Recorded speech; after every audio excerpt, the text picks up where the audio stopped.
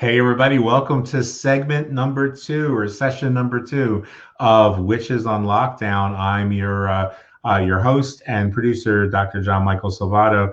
I hope everybody had a chance to run and maybe refill the coffee cup or teacup because we've got a great segment coming. If you've ever been curious about how to work with the divine masculine, divine feminine, the deities that you feel called to, or you're not even sure if you're called to a particular deity or not, you're going to want to tune in for Chris Allaun's session. I'm really excited about it. Of course, he is the author of several books that relate to the underworld and the upper world and other worlds. We're going to be back with Chris right after this.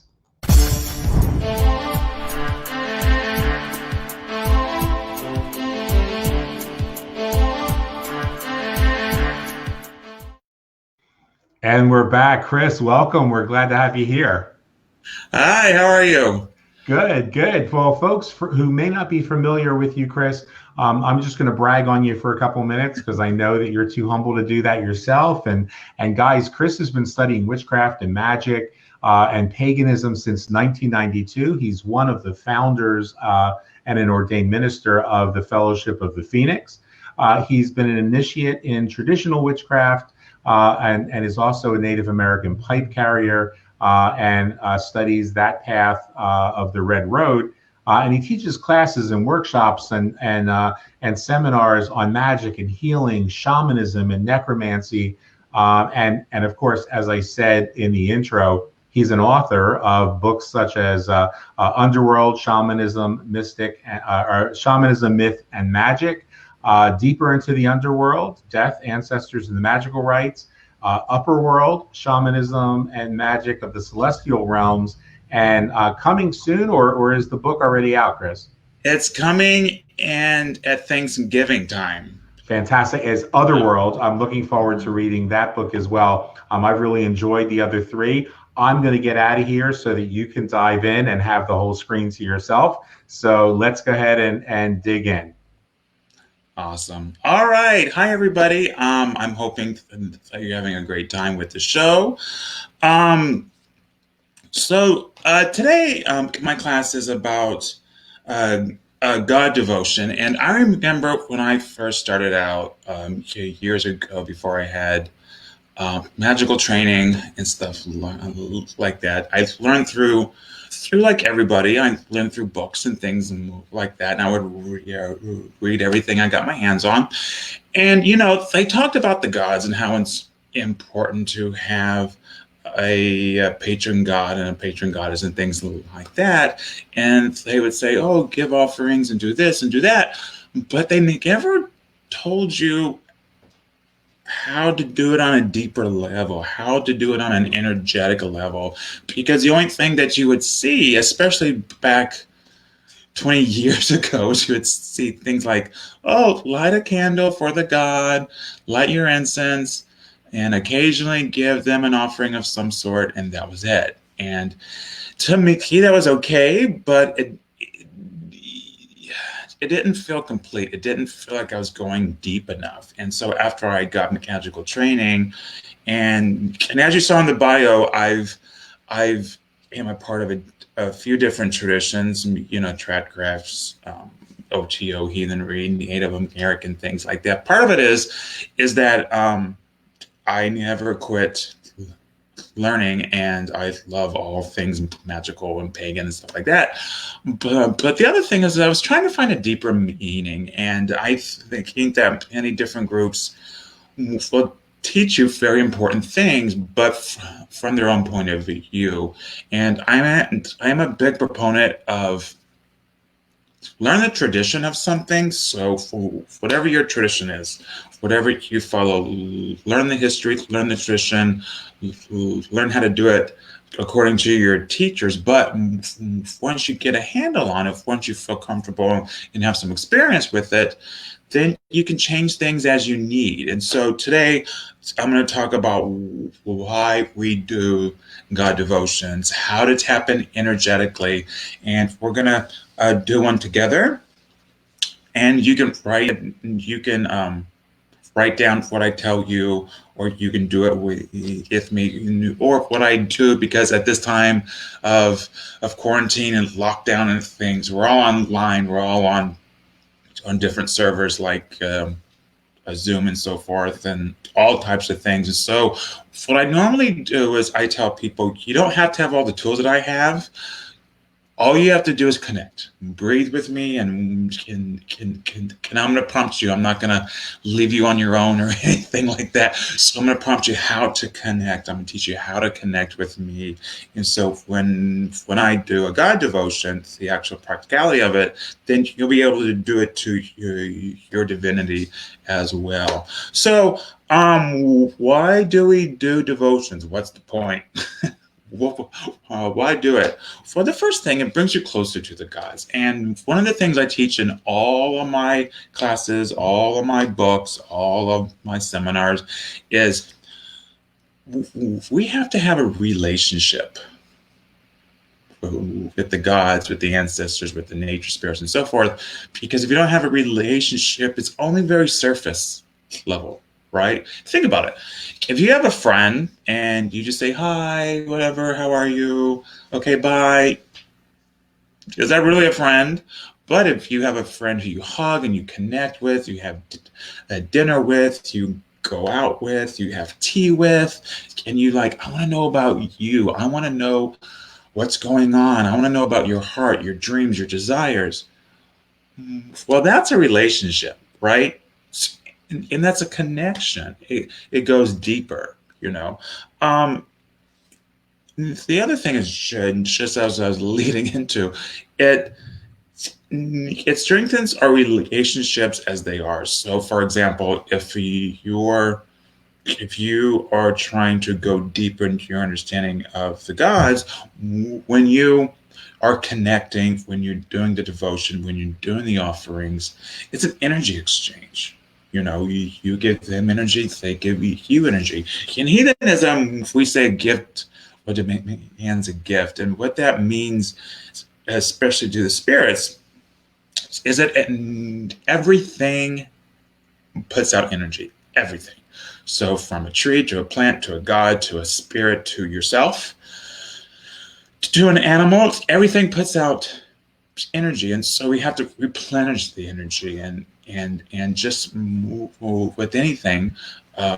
Whenever you put out the energy and something gives you energy back, it feels good, right? Just with the friend, if you do things for them and they in turn do things for you, it feels good. It feels balanced. And that's another reason why we want to deepen those relationships, to keep the energy flow going.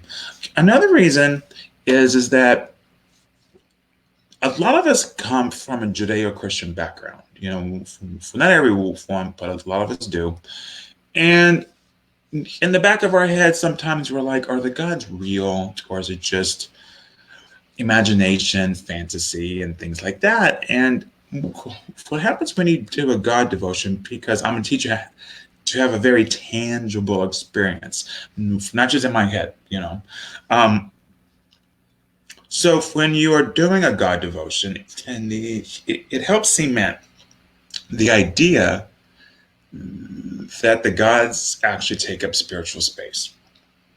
And in some instances, especially if you have a strong connection with the gods and they choose to, you can actually feel a physical presence. And what I mean by that, you may feel like a wind blow when you call the gods, or you may feel a temperature change. I can't tell you how many times I've called the divine into my space and it was like 60 degrees, and by the time I evoked them into my ritual space, it was like 80 degrees, and you could just feel that energy. That's a physical tangibility. Another reason is that when you give someone energy, when you give the gods the energy, and then you ask for favors, you ask for healing, spells, protection, so forth, they're going to do it for you.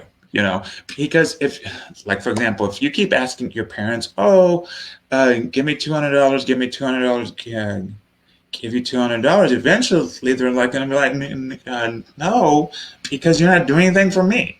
And that may sound um, a little selfish, but you have to remember.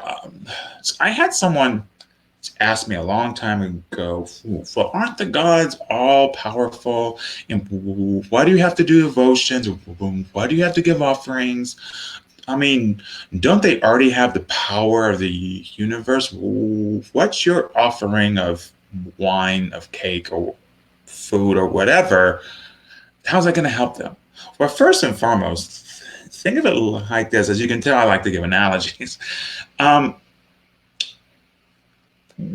when a little kid picks up a dandelion or some flower outside, a wildflower, and takes it and it's half bent over and wilted, and the little kid goes to their mother and says, "Oh, I picked this for you."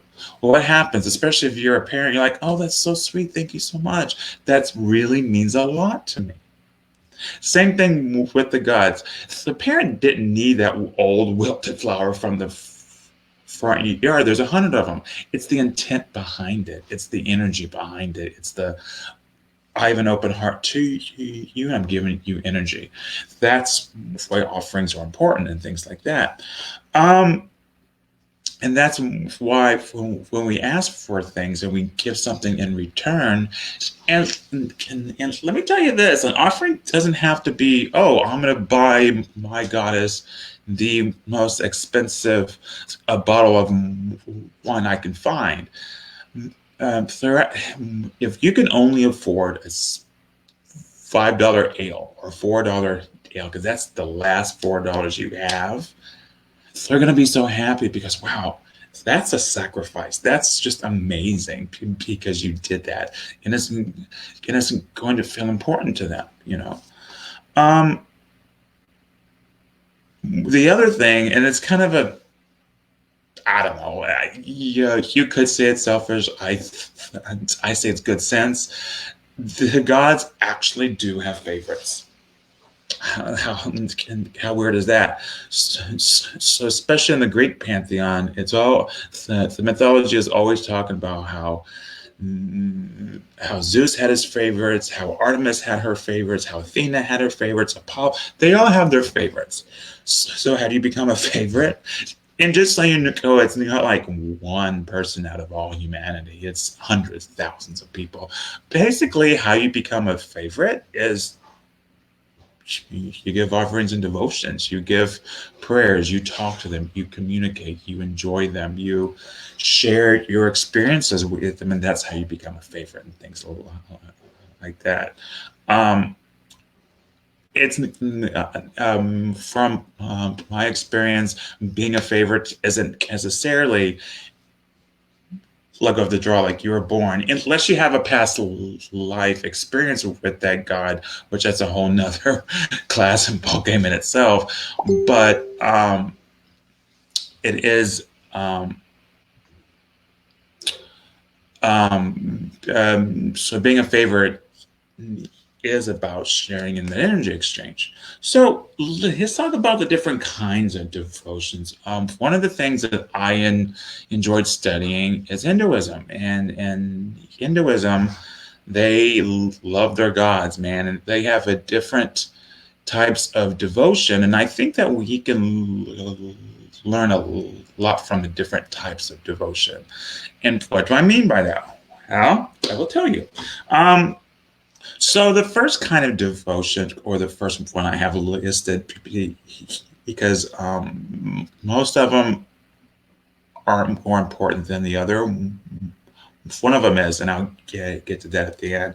But anyway, there's a general devotion to the gods, and a general devotion to the gods is that you love the gods, or you love your god, but you don't have a deep passion for them. You're not obsessed with them. You're not longing to be with them, but you have a general love and appreciation. So that's like a general devotion.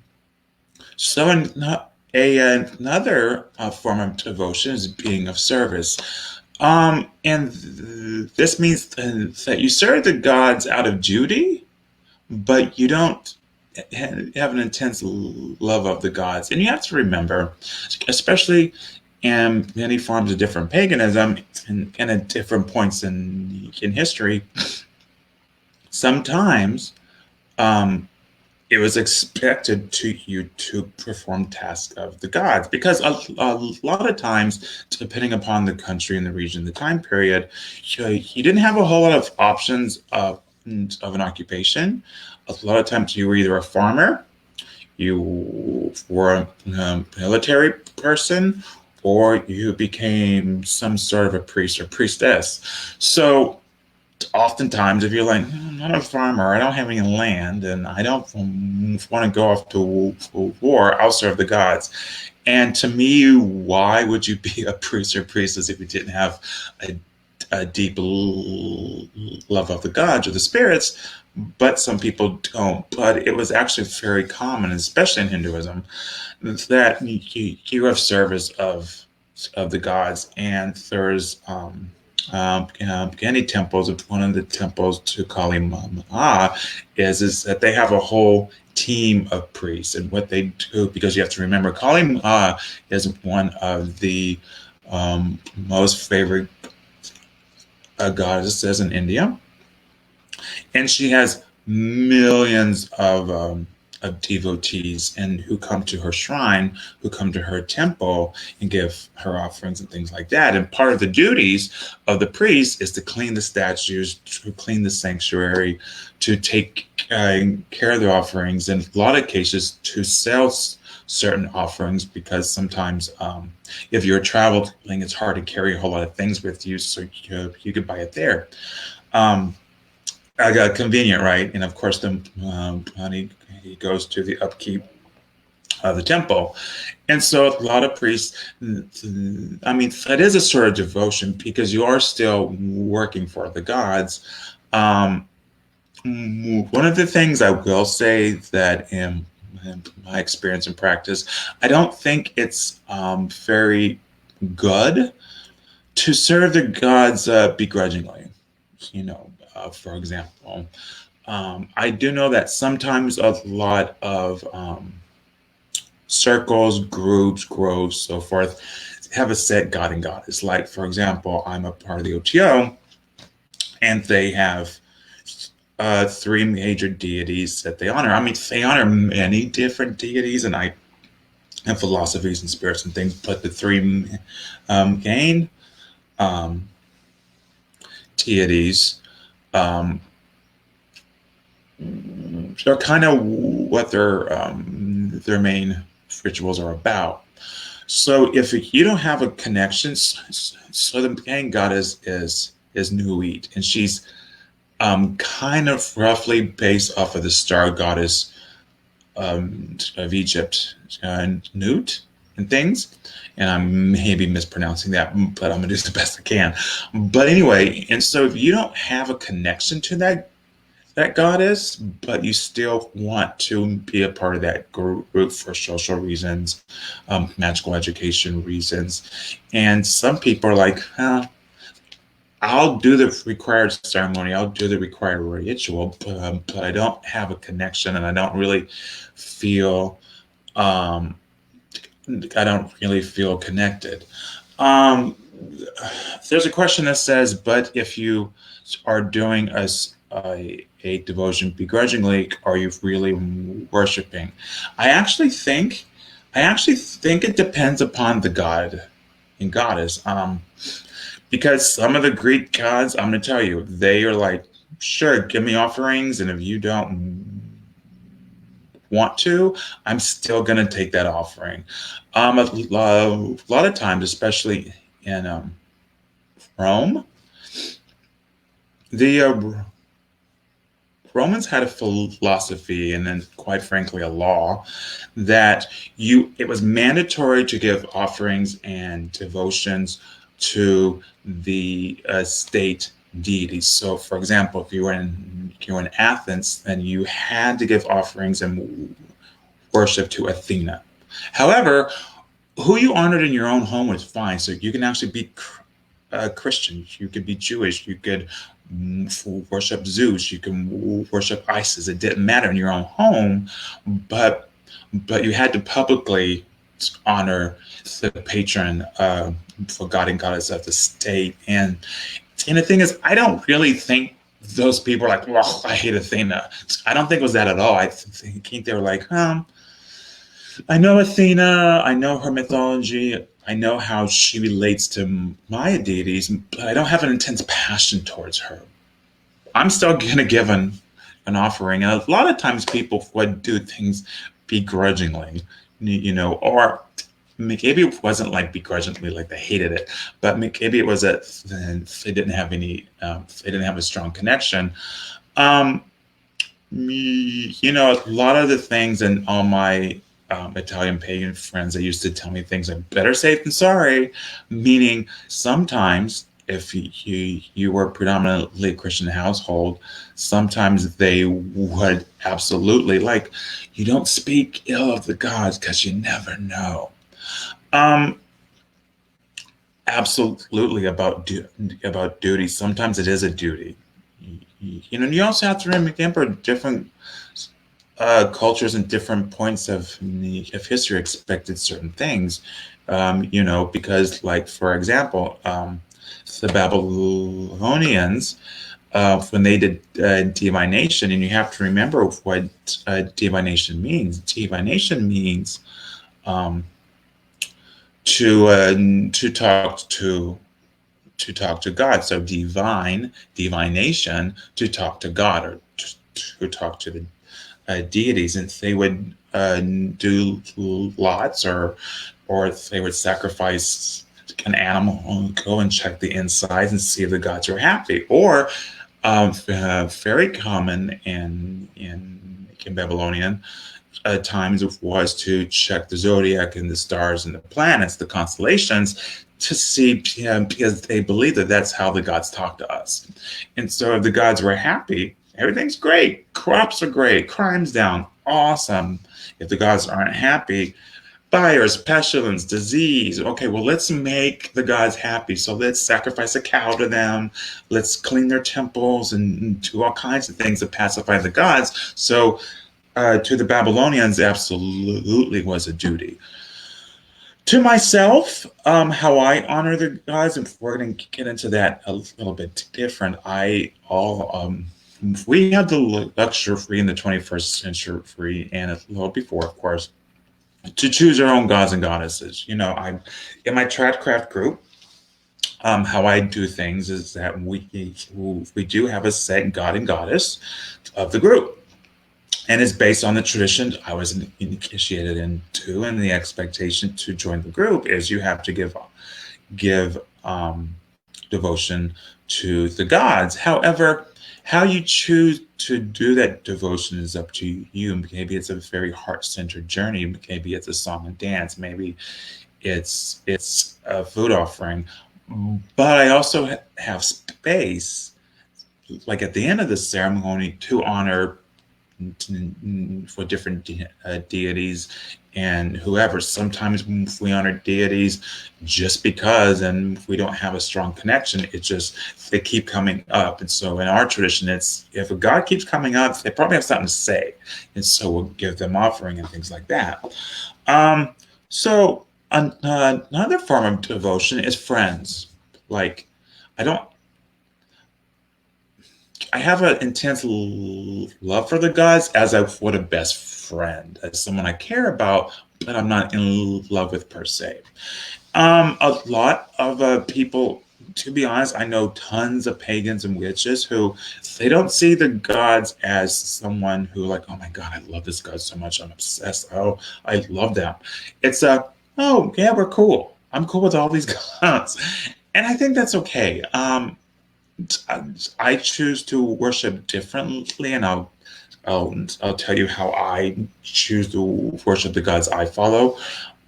After all this, but some people see them as friends, because in some traditions, they say you never bow down before any spirit, and I think it's interesting because two things. I never bow down before my gods and goddess. I don't fall to my knees in fear or anything like that, and whatever. But what I do is have a very high respect for them and love. Like, for example, your grandparents. I don't bow down before my grandparents, but I love them so much, and they're just important, and I love them, and I would do anything for them. Um, and I'm respectful. How I speak to, because you know how you talk to your grandparents are a little bit different how you talk to your own parents, especially if you're a teenager and things like that. But so my point is that you can be humble before the gods and not bow down to them, you know. But anyway, so a lot of us in this whole idea is that they're friends. And to be honest, I do have a lot of gods and goddesses who are my friend. I'm on friendly terms with them, and so I will work with them occasionally. So sometimes if I need something that's specific to that god, like for example, the god Hermes, I don't honor him on my altar, and not for any other reason. Like he's a trickster, don't put him on your altar, which I'll talk about that in a second. Um, However, I work with him. My patrons, I have a few of them, but one of my patrons is Diana, the goddess of the moon, and that's her brother. So if I need something from Hermes, if I need, say I'm giving a speech and I say, okay, Hermes. Oh, one of the things I do all the time is if I travel, I pray to Hermes. I'm like, Hermes, please make sure my travels are safe and uneventful. No special events. Smooth all the way. And I pray to him and other gods. And I feel I can do that with confidence because we're friends, you know. Um, so here I talk about for trickster gods here in a minute. But then some, and you find this a lot in Hinduism. I think it's kind of beautiful. You love the gods if they were your actual child. Isn't that interesting? So, like, you would take care of them, you would feed them, you would give them offerings, you would clean their statues, you would make sure that they have everything that they need. In return, of course, they would do magical things for you, healing, all kinds of things, you know. Um, I don't see that a lot personally, except in places like in Hinduism. There's some beautiful stories about how that they would take the statue of Ganesha, who in his form as a boy, and then they would clean the statue, dress the statue, give offerings of incense, and pray and protect it because they love Ganesha so much, but they treat him as a child, but not a child as in do what I say, a child as in I love you, I want to take care of you. It's my spiritual, it's my so what's the word I'm looking for? Is my pleasure to take care of you. I can't. I'm so happy to do that, and it's quite beautiful. I think you know. Another sort of devotion that the in Hinduism that is actually considered the most powerful is a passionate love of the gods, like being in love with them. Yes, indeed. Um, Being a parent does give you strength, and it teaches you a certain maturity and power that you wouldn't necessarily have because you know another being is dependent on you, and parenthood changes you absolutely. Um, but passionate love is like you are in love with the gods, like a lover.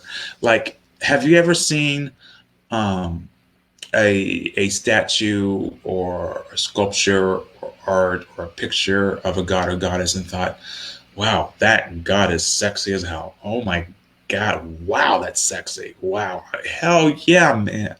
I'll make love to that God. And the gods are constantly having sexual relations with humans all the time. All the time. In fact, it's in the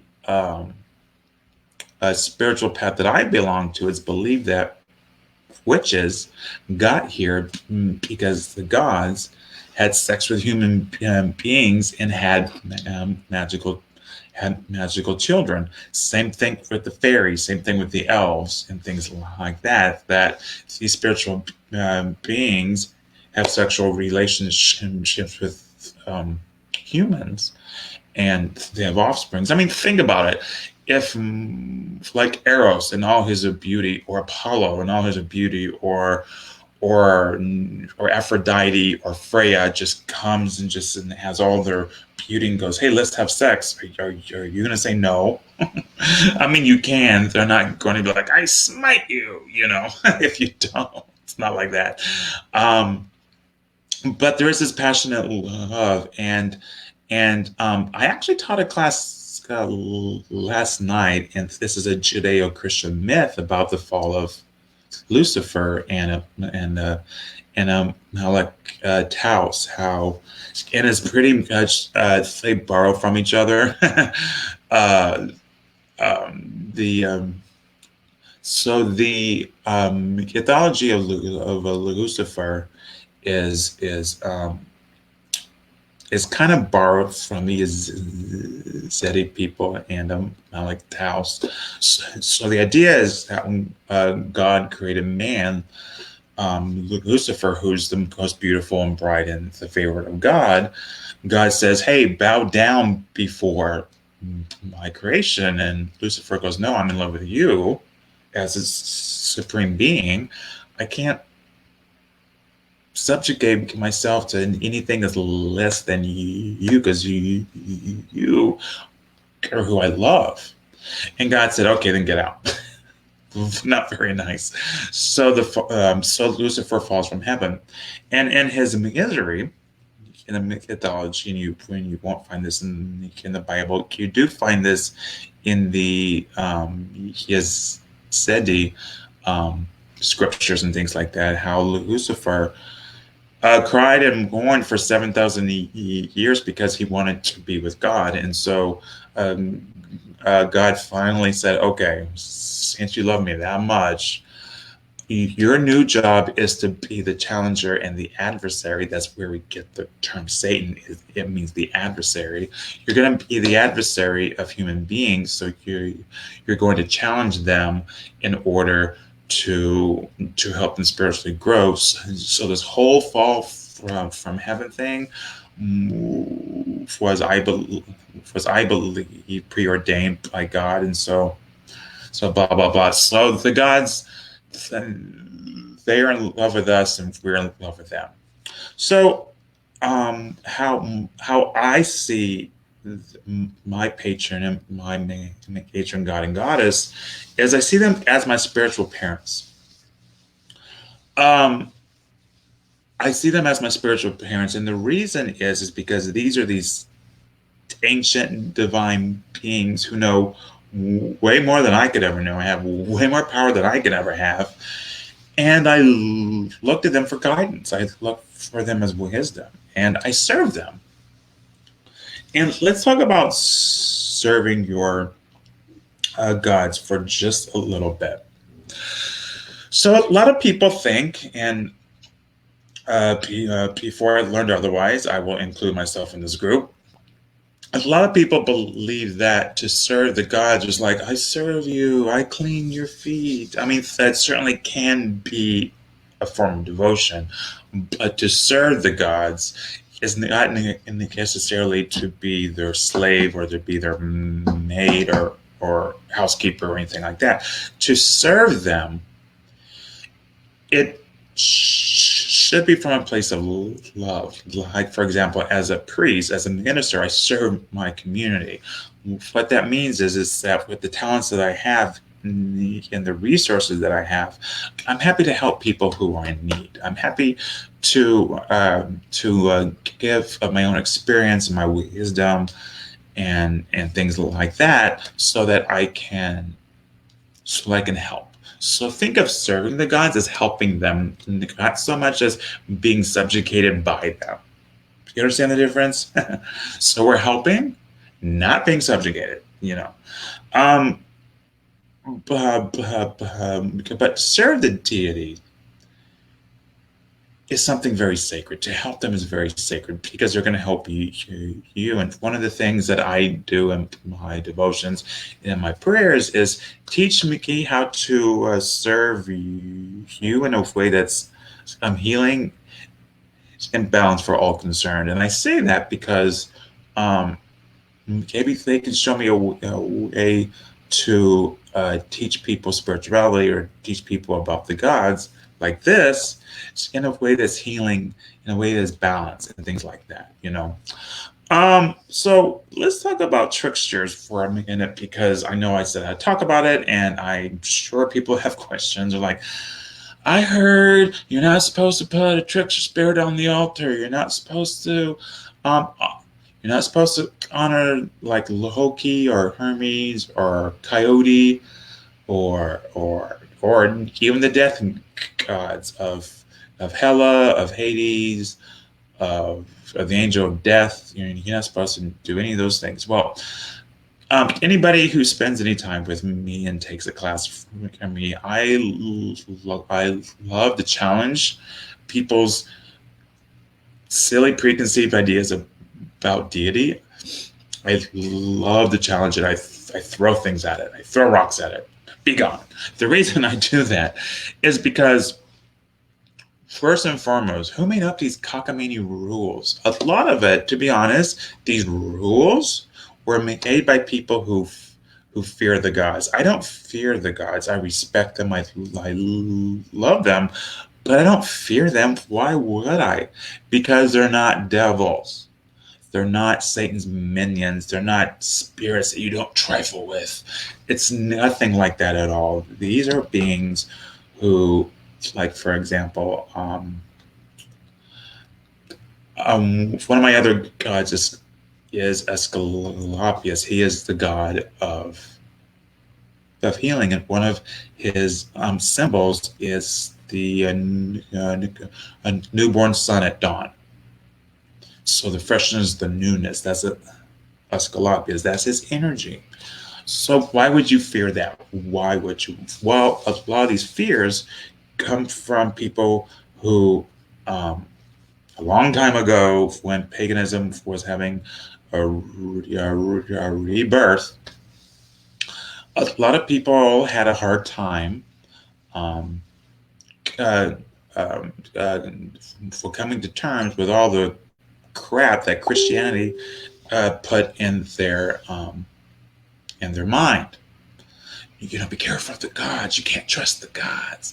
Blah blah blah blah blah. Well, I never had that, so I don't fear the gods at all. So a lot of times in old books, like witchcraft books or pagan books from the 50s, 60s, 70s, you will see things like that, and that comes from a place of fear.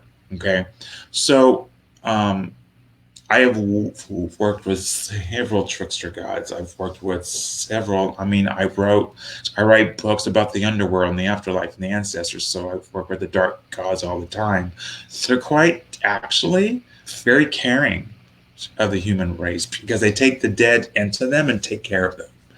So the idea of a trickster god your altar is fine. Here's the thing about trickster gods and goddesses. They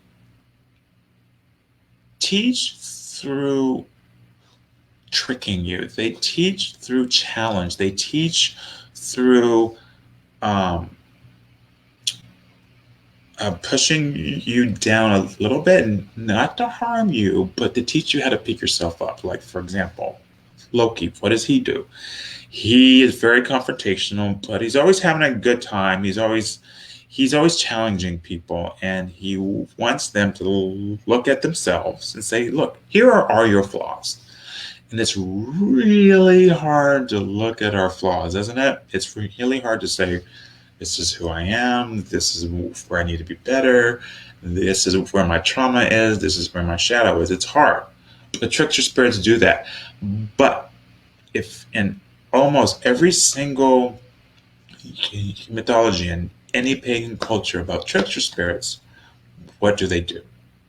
They may trick you, they may confuse you, they may show you your flaws, but at the end of it, they make something better. They make something more spiritually evolved. Well, just like with Lucifer, because I don't consider him an evil spirit, I consider him as a trickster angel, the adversary who challenges you, because the whole point of tricksters is to help you spiritually evolve through showing you a challenge that you have to overcome yourself. However, easier said than done sometimes. I've had challenges and I said, screw it, I give up, screw it. And then I pouted and said, okay, I'm going to do it because I'm not going to remain on my rear end and not spiritually evolve. It is up to us to do things. So, all right, so let's talk about the heart chakra. And the reason I want to talk about it just a little bit is because in our devotions, we are going to talk about summoning forth the gods in our heart chakra. So why do we do that? The reason we do that is because the heart is the center of emotion. It's also the center of the chakras. It's chakra number 4.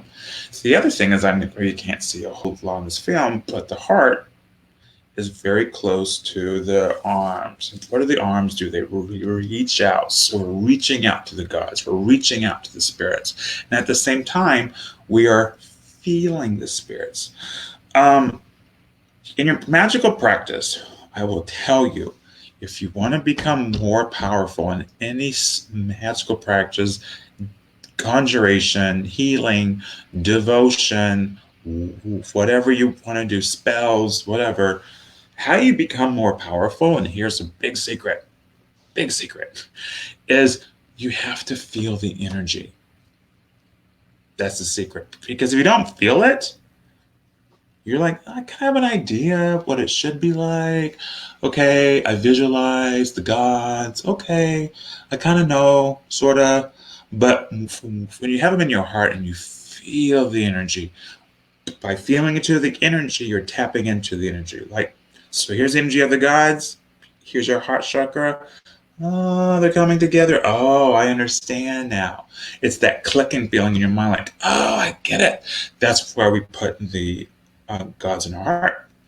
The other thing is that we care about them. We love them. And this is the place of emotion and love and things like that, right? The other thing is the heart chakra is the place of harmony. Is the place of harmony. So whenever we have the gods in our heart, and it gets it what am I trying to say? When we put the gods in our heart, it gets us just like I'm seeing in the comments right now. It gets the gods out of here and out of an intellectual place into a heart place. And once you're able to get into a heart place, what's the next step? Into a very tangible physical experience. Make sense? Awesome. So let's talk about really quickly about energy exchange. We'll talk about the devotion and things like that. So why do we give the energy exchange? I know we talked about the circulation of the energy and things like that. The other thing is in heathenism, we talk about it's a lot, and I think there's something to that, but I want you to kind of contemplate it on yourselves about, you remember how in heathenism I said a gift for Jim McCann's a gift? Well, the reason that's so important is because it keeps the universe in balance. So, okay, so think about it. Have you ever had someone give you something or do something for them, and now you're like, now I'm kind of now I'm kind of obligated. I'm kind of stuck there with them, and so now I owe them a favor. Well, that's bringing your energies out of balance. That's bringing your energies out of balance, and part of it is maybe there's no angelic beings or spiritual beings going, you did not give a gift. And so now the universe is in turmoil. I don't think it's that. I think it's also psychological. It's our feelings about it, right? Because, for example, you're not the holidays when someone goes, surprise, I got you a gift. And you're like, oh, I didn't get you anything. You feel bad, right? And because of our feelings and our mentality have a strong effect on our physical universe because we're magical creatures. We cause an imbalance. So the energy exchange keeps harmony for not only between you and the gods, but in the universe as well. It keeps all the checks. It keeps all the checks and balances and things like that. So I'm going to talk about prayers for a little bit too. Praying. Whenever people hear that, especially if you had a strong Christian background or upbringing, people say this to me all the time. Well, praying's Christian. I'm not going to pray. No, I said goodbye to Christianity. I say goodbye to Judaism. I ain't praying. All praying means is you're talking to God or you're talking to the spirits, because just like I said, I do a whole lot with the Native American community, and in Lakota, in the Inipi, which is a sweat lodge, the spiritual leader. Oh, and just so you know, for clarification, a Native American spiritual leader is never ever called a shaman. They're called a Native American spiritual leader. Shaman's a whole different country and a whole different thing, but I digress. I just wanted to throw that little tidbit of trivia in there. But anyway, so when you're in the sweat lodge and you're calling the spirits, you're calling the animals, you're calling the ancestors and the grandfathers and things, can I say, okay, now we're going to pray? And I remember saying, so what's the difference between praying to Jesus and praying to Wonkatonka, who's the creator? And he was confused, and he goes, you're just talking to God. That's all you're doing, or talking to God is. And a lot of times when people say God, they don't necessarily mean the Christian God or Jesus. They mean the universe, the divine, whatever, higher power, your higher self, whatever you want to call it. You're just talking to God. You're talking to God. That's it. You're having a conversation. And the reason it's important is because, A, it maintains a relationship, right? If you never call your best friend or even text your best friend, are they going to stay your best friend for not for very long? You have to maintain that connection. You just talk to them. Same thing. The other thing is that, it builds the bond. Just like we said with the prayer, with the offering, with the energy exchange, it's all about building that relationship and that connection. The other thing is that the more you talk to the gods, the more they're going to listen. That's a novel idea, right? So think about it. So the gods do always hear us, right? But so part of it is that I put a whole lot of psychology in my magic, because I think the brain and all of our hopes and fears and traumas and in our triumphs, all these things, it affects our brain. And if we can open up our minds and open up our brain, then what's going to happen is that we're going to be able to connect with the universe and the gods in a more powerful way, so that we can do better magic, because that's the goal, right? So the more that you talk to the gods, the more it's going to impress on your on your consciousness that the gods are listening to you, and is putting that power in there. Like the more you talk to them, and what's going to happen is, whenever you ask them a question, you'll get an answer. Sometimes you'll hear it. Yeah, absolutely. Sometimes it comes across in a dream.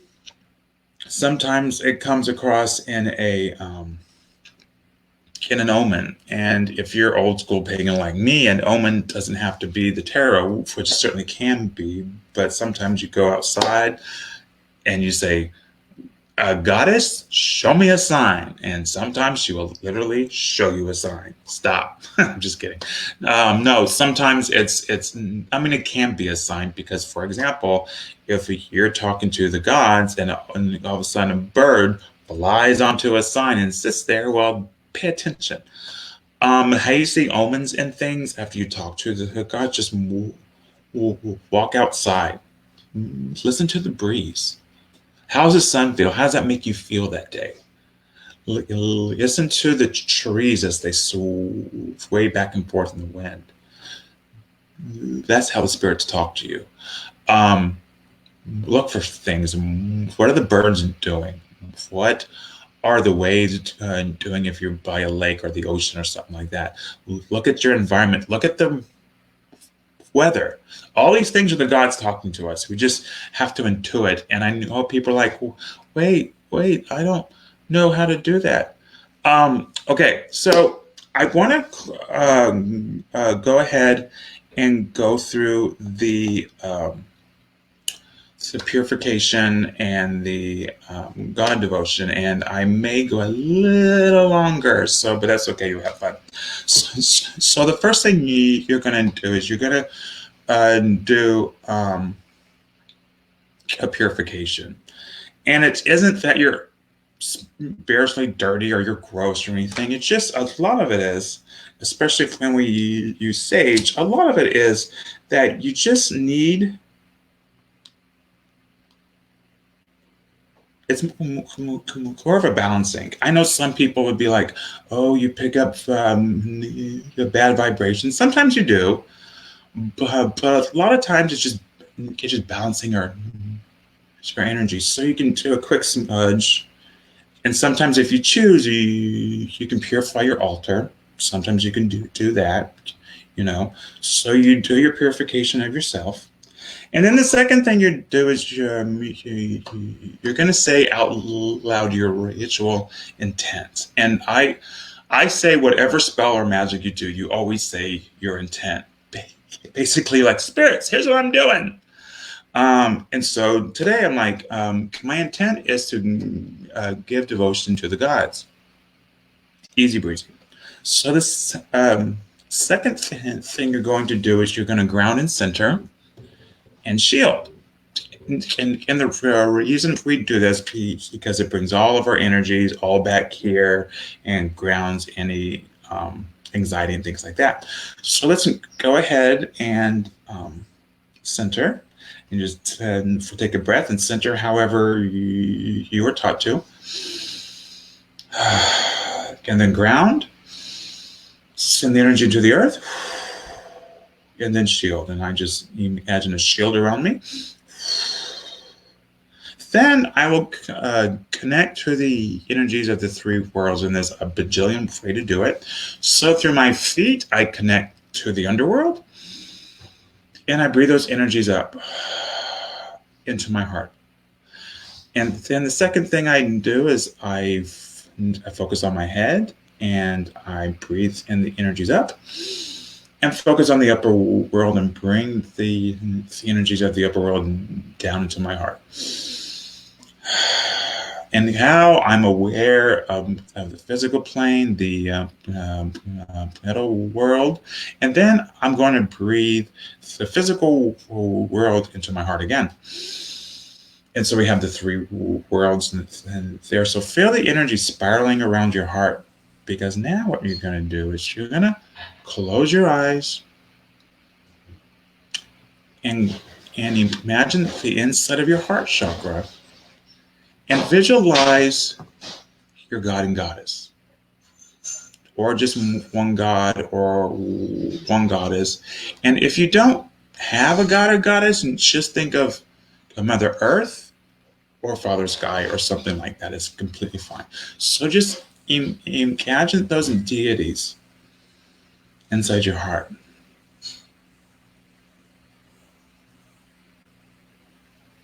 And just feel those deities becoming empowered by the energies of the three worlds that you just put in there. Now the next thing is, I have a little statue of Frere.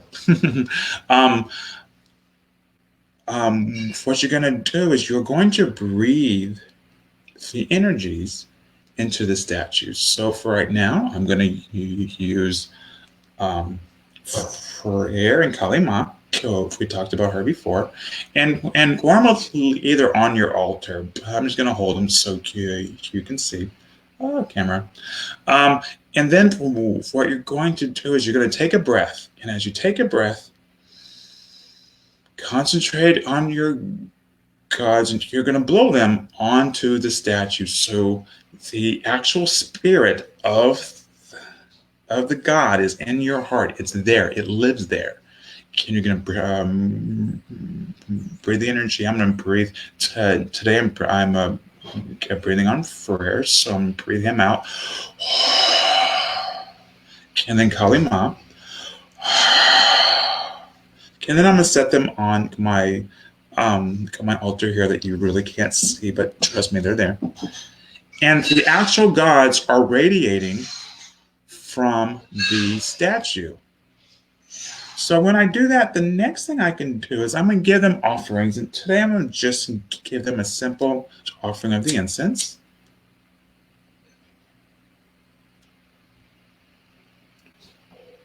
You know what I like to do is I like to do like this number right there. And as I allow the incense to burn on the altar, I know that the gods are absorbing that energy. I know this.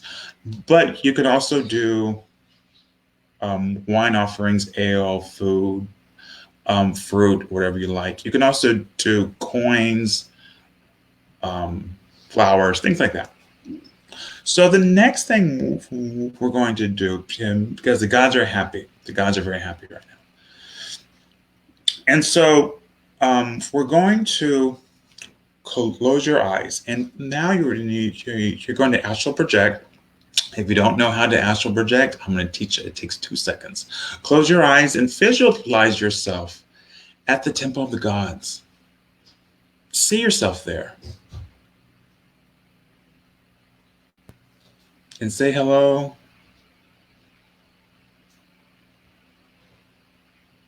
Spend some time with them, talk to them, hug them, kiss them.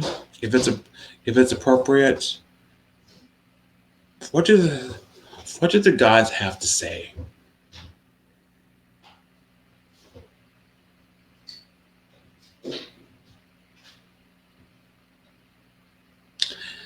And normally you can spend as much time as you want, 5 minutes, 10, 15, 20, it doesn't matter. But for the sake of time for this class, just take a breath and come back to your body and come back to this consciousness. And what we're going to do now is we're going to do a little water blessing. And you're going to take some water and place it in a bowl. And the gods are in their statues. So I bet you're asking me, how can the gods be in the statues, plus your heart, plus in the astral all at the same time? Well, they're gods and they don't have a physical body so they can be anywhere at the same time in multiple locations. That's how we're able to summon, say, Artemis on the full moon all over the world, because, she's a goddess. So now you're going to take your water bowl and you're going to breathe. You're going to inhale. That's the word I'm looking for. You're going to inhale. And as you inhale, visualize the gods from the statues putting blessings and healing into your water dish. So inhale. And the gods put the energy into your water dish. And it's blessed. It's blessed. It's essentially a healing potion. And then you're going to drink it. And feel the energy all going through your body. It's healing you. It's giving you blessings. It's giving you strength. And then if you choose, you can do a divination. You can use the tarot cards. I use the tarot cards a lot for this, but you can use the runes. And today I'm going to say in my little rune bag, how do the gods think this devotion is, or are they happy with it? And I got Sowulu. I know you can't see it. Sowulu is the sun, and the sun means joy and happiness. So the gods are very happy with this ceremony. And then to end this ceremony, you're going to breathe the gods back into your heart. Take a breath. Here, I'm having a little visual aid. So you're going to breathe the gods back into your heart. Breathe all their energy and say thank you, say goodbye to them, and then see them go home wherever they are, or maybe they are going to do some healing on you or whatever, but just see them dissipate and go back to the place of spirit. All right. So how was that? I hope that was awesome. I hope you enjoyed it. That was amazing. Good. I'm over here talking and going, God, I could do like 4 more hours of this. And we probably could listen for 4 more hours. We were actually getting, I don't understand, folks, so those who are listening, even if all you want to say to the person who's presenting is, I really love what you're doing, tell them, because I'm getting private messages left and right while you're talking, saying, oh my God, he's fantastic. Oh, this was great. Oh, I really enjoyed Andrea and Chris. It's awesome. Thank you. So guys, please let our presenters know, even if they see it afterwards. Thank you, Sharon, for putting up there. Sharon just said, thank you, Chris. I see, absolutely. It was amazing. One of the things I want to say is, please, if you aren't already my friend on Facebook, friend request me. And we can feel free to ask me questions. We can have a dialogue. I actually teach all the time, so there's other classes and stuff like that. Oh, and I'm going to do one quick shameless plug. If you haven't already got the book, get my book. It's called, here, I have to do it. It's called Upper World. It's on Amazon. And they can, and Otherworld can be pre-ordered now, right?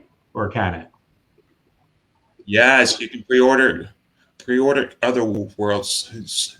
So this philosophies is not the exact same techniques, but the same philosophies about connecting and having a relationship and a direct experience with the spirits. I talk about that in Otherworld, and I teach you how to connect with the fairies, and I teach the traditional craft tradition of dragon magic and how to summon up dragons and things. So that's in the book too. All right, guys. Thank you, Chris, so much for being here today and for a fantastic class. Everybody, the next session will start at 15 minutes after the hour, wherever you happen to be. So we have about 6 minutes right now. Go ahead and take a pee break, grab your coffee, grab your tea. whatever you need to do. And we will see you back on the next session. So just scroll down to the next video. Chris, thank you. Love you. And we'll talk to everybody soon.